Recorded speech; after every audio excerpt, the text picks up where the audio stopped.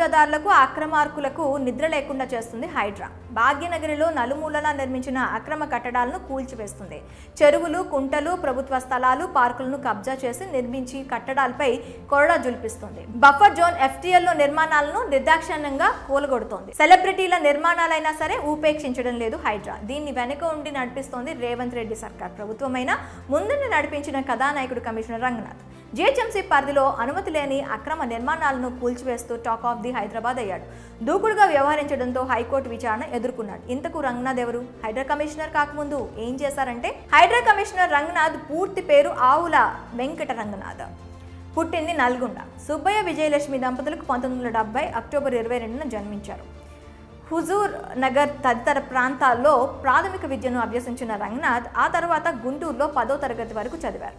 Inter engineering హైదరాబాద్లో పూర్తి చేశారు. ఉస్మానియా యూనివర్సిటీలో ఇంజనీరింగ్ పూర్తి చేసిన అనంతరం IDBI బ్యాంక్లో కొంతకాలం పనిచేశారు. ఆ తర్వాత పోలీస్ ఆఫీసర్ కావాలన్న లక్ష్యంతో గ్రూప్ 1 పరీక్షలకు ప్రిపేర్ అయ్యారు. గ్రూప్ 1 పరీక్షల్లో స్టేట్ 13వ ర్యాంకు సాధించారు.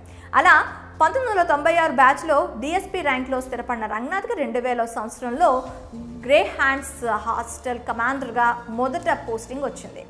ఆ తర్వాత కొత్తగూడెం DSPగా బదిలీ అయ్యారు. అక్కడ 2003 వరకు పనిచేశారు. ఆ తర్వాత ఒక ఏడాది పాటు వరంగల్ జిల్లా నర్సంపేట DSPగా 2004 ఎన్నికల సమయంలో ప్రకాశం జిల్లా మార్కాపురంలో పనిచేశారు. తూర్పుగోదావరి జిల్లా అడిషనల్ SPగా ఉన్న సమయంలో బలిమెల రిజర్వాయర్ వద్ద గ్రేహౌండ్స్ ఇబ్బంది నక్సల్స్ చేతిలో ప్రాణాలు కోల్పోవడంతో రంగనాథన్ను ఆ ప్రాంతానికి బదిలీ చేశారు.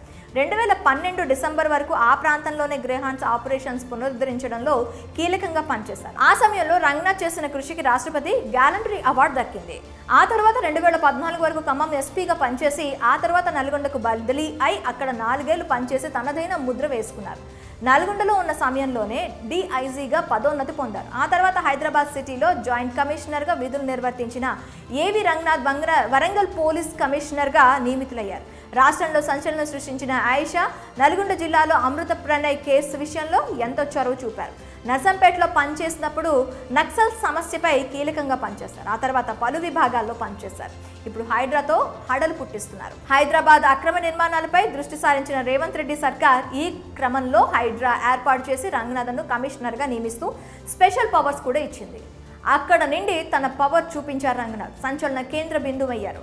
మహానగరంలో కబ్జాకు గురైన చెరువులు, కుంటలు, నాలాలు, ప్రభుత్వ భూములను గుర్తించి అందులో నిర్మించిన అక్రమ కట్టడాలను కూల్చేస్తూ కబ్జాదారులపై చర్యలు తీసుకుంటూ కంటి మీద కునుకు లేకుండా చేశారు రంగనాథ్.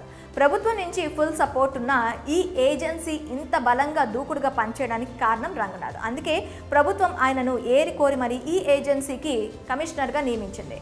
మాదాపూర్, అమీన్పూర్, ఇప్పుడు మూసీ పరివాహక ప్రాంతాల్లో ప్రక్షాళన మొదలుపెట్టారు. తాజాగా కూల్చివేతల కేసులో హైకోర్టు విచారణ కూడా ఎదుర్కొన్నారు. వెనుకున్నది ప్రభుత్వమైన కబ్జాదారులకు సింహాస్వప్నంగా మారారు రంగనాథ్. రంగనాథ్ ఆధ్వర్యంలో జరుగుతున్న అక్రమ కట్టడాల కూల్చివేతపై మీ అభిప్రాయం ఏంటో కామెంట్స్లో తెలపండి.